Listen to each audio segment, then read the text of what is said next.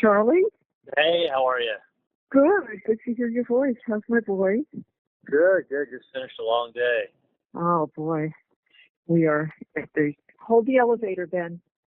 We are at Wendy's house, just returning the boys. She had to meet a colleague from the new law firm to dinner. Did you just step on your foot, Lincoln? No.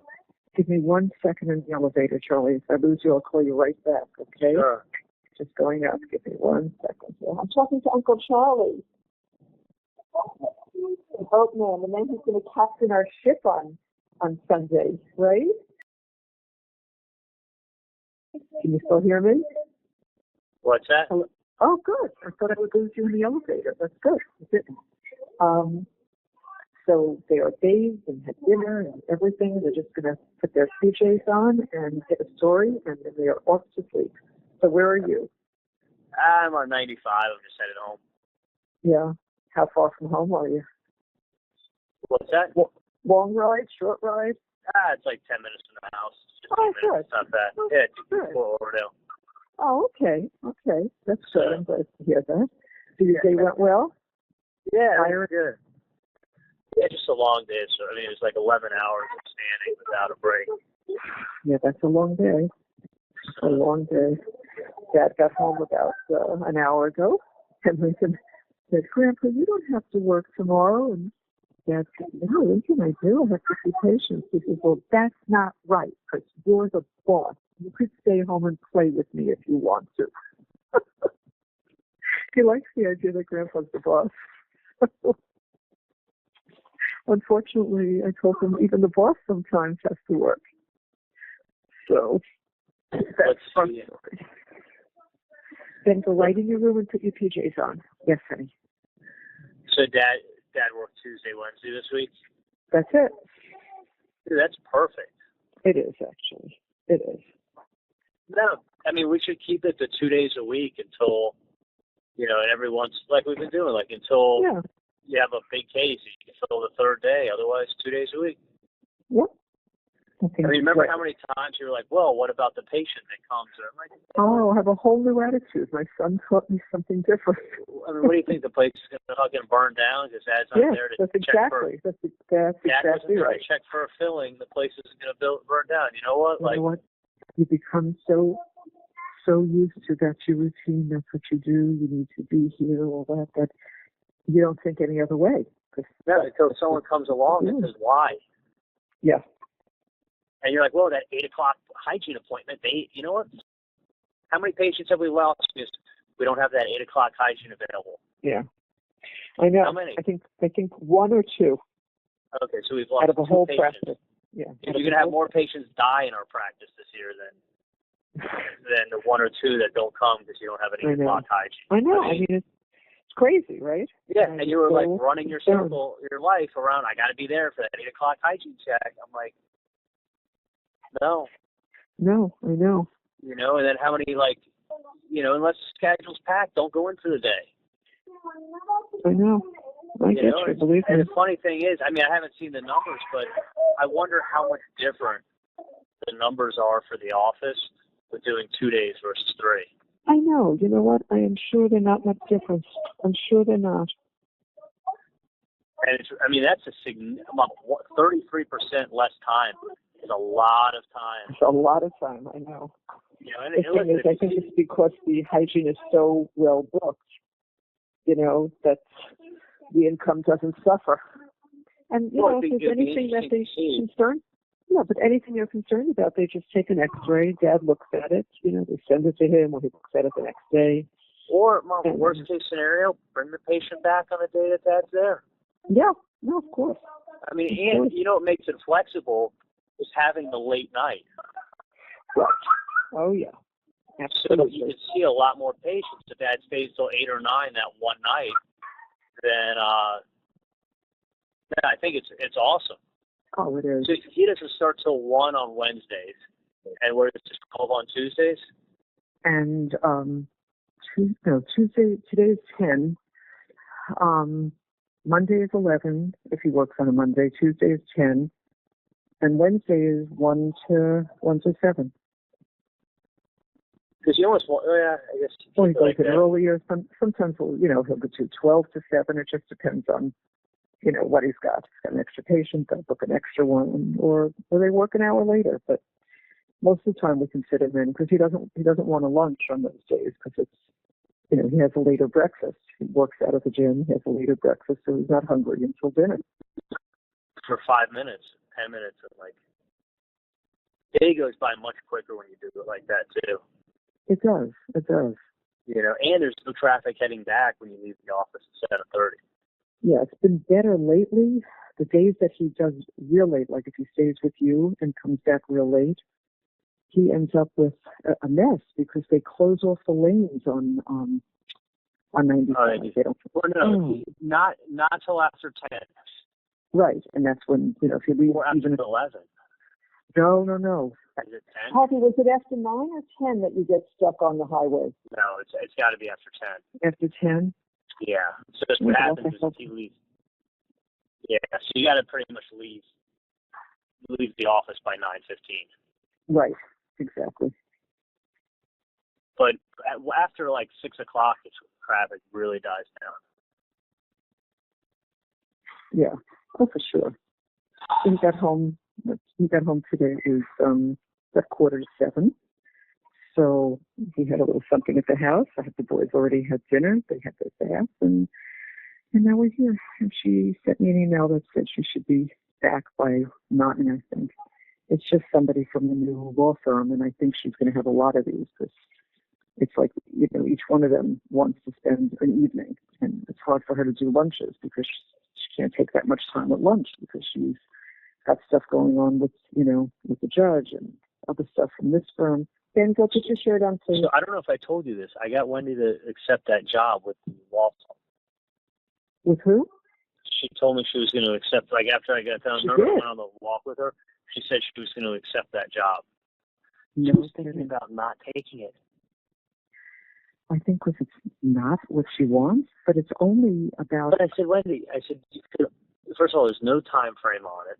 Right. And if you change your mind, you change your mind. So, but you'll pick up skills you don't have.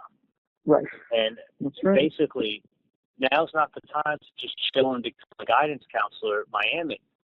You're way overqualified. Oh, she can't get hired. She can't get hired anyway. There's nothing there. No, they offered her a job at UM. The dean called her up at UM. Oh, she didn't tell me that. Yeah, but it would have been basically as a... Yeah.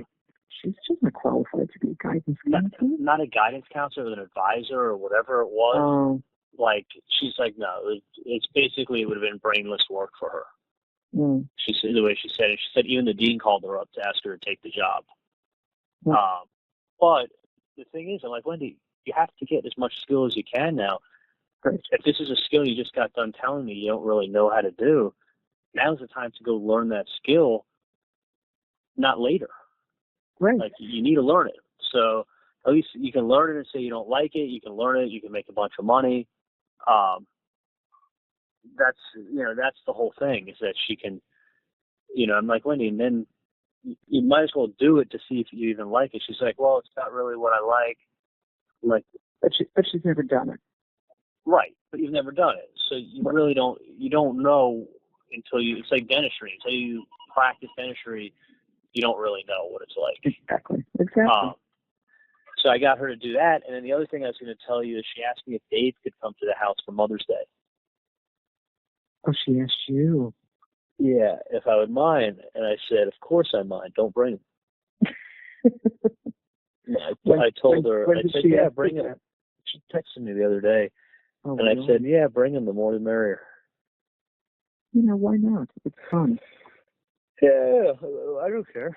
Listen, I wouldn't care if you take the kids and her and Dave on the boat for an hour. Hang by the pool just to have, whatever we do. But I told her, of course, bring him. I mean, I'm sure you'd rather her go spend the day with him than you anyway. That's the best Mother's Day present you could have given me. Go spend the day with him. You know what? I'm happy. As you know, I'm super happy. Yeah. I hear that. So thank you. Oh yeah, no, I thought that'd be your best Mother's Day present this year when he wants to bring Dave. Yay. She's developing a brain. She's developing a brain, that's right. And you know what? I have to walk away so they don't hear me.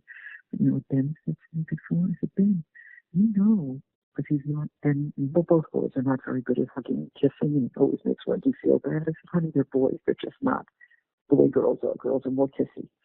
So I said to her, Ben, I said, you know, people who love you hug and kiss. I said, that's why Grandma and Grandpa always want to get a hug and a kiss when we say goodbye. I always did that with my mommy and daddy, and I did that with my children, and I do that with my grandchildren.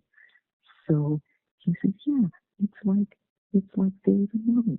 They're hugging and kissing all the time because they love each other. I said, yeah, I guess so. So, you know, you can never hide anything in front of each other. You know, once they have a mouth, they open it up and they tell you everything, you know? Yeah. No, that's great. I mean, listen, Wendi just doesn't comprehend at all how lucky she is. No, she doesn't. It doesn't like register in her head how lucky she is at all. No, like not even like nothing. It's just, which is great, you know. But at least she doesn't see herself as a victim anymore, which is great too. I'm just happy to hear that she is spending more and more time with Dave. That's great. Yeah, no. So she's. And the funny thing was, I actually thought about it would be nice to invite him, but then I thought, I can't do that because his wife probably has kids on Mother's Day. Maybe he wants to do something with her, even though it's an ex-wife. She's still the mother of his children. No. He paid her $3 million to get lost. That's like, a nice payment. I wish someone really $3 million to get lost. You get lost too for that. Great marriage, great talk. Having a good life. It's been nice. Thank you very much, and I will get lost. I appreciate it. That's awesome. So yeah. You know what? Thank you for sharing that. Really and truly, that makes me feel better. No, you're welcome. And I don't know what time June's doing stuff with her family, her mom, but I may. One second. He went down there to the bathroom. So Charlie's good. He's on his way home. You're probably home already, right? Yeah, I just pulled his brother. But I will. June may come. It just depends if. What do you call it? If I don't know what she's doing with her mom that day. If she's doing dinner or what. I know we're doing it like 12 o'clock, right? Yeah, it's better in the afternoon. It's better for the kids too. Yeah. You need a little help? Okay. So she helped us one day when you have boys, when you have children. This is what you get. Hold on a second. You get grandparents to do 85% of the work for you. I know. Let me take a look. I think your tissue's clean. Let me see. Good job. Lincoln, good job. Yeah. No, it's perfectly clean. Good job. Sometimes it comes out like that. You don't have to do anything, right? That's great. Okay, here's your pants. We'll put these back on. There you go. Let's come out this way, honey. Okay. So, yeah, that'd be great if June comes. I'd like to see her. So you take it easy, and we will play it cool and relax. But, you know, it's just an easy day when it's by the pool. Yeah, what besides lobster do you usually order? And how much do you think I should order? There'll be lobsters? Yeah, so there'll be figures 2, 4, 5 to 6 adults. The kids eat nothing. I'm going to bring. You think they'll like fried chicken? Would you eat fried chicken, Lincoln? Let me think about that. I usually get a couple pieces. I'm going to go on, but I usually get them a couple pieces of fried chicken, coleslaw, potato salad. 1 minute, Lincoln. Ben, give me 1 minute. I'm going to answer.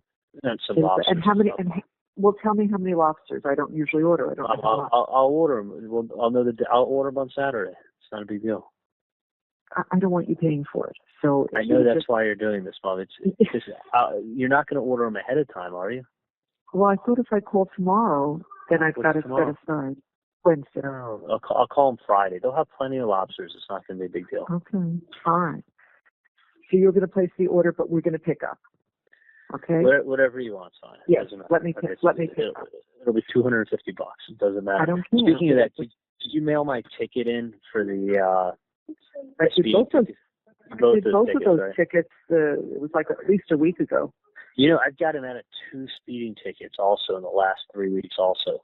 Oh, Jesus. You know what I do? I work at Broward General in the ER. There's an unwritten rule that they will never give a ticket to an ER doctor. Really? Because if they get hurt, the first face they're going to go see is you. And every cop knows that. If they get hurt on the job, the first place they're going is Broward. Really? They're going to they go to Broward General. They're going to the ER, Broward General. So do you want to look up and see the face of the guy you just gave a ticket to when you walk in there? That's funny. I would never have thought that. Yeah, Jerry told me that. He's like, man, I got out like 8 or 9 tickets. I go, how? He told me. So I got pulled over. Remember I told you I was in the HOV lane with no driver's license and a handgun underneath my seat? He ran the license. He ran the VIN number on the serial number on the handgun, and told me just be safe and try to stay out of the HOV. Sounds good. No driver's license. That's how he asked me if I had a handgun, because I didn't have my driver's license. I handed him my concealed weapons permit. Yeah. He said, do you have a gun in the car? I said, yeah, it's underneath my front seat. He goes, can you step out of the vehicle? So I did. But illegal tint, gun underneath the seat, and no driver's license. No ticket. Yeah. No, they love the R-Docs, and I'm in my uniform. It's amazing. So, all right, let me go. I'll talk to you later, okay? Okay. Thank you. I love you, honey. Bye.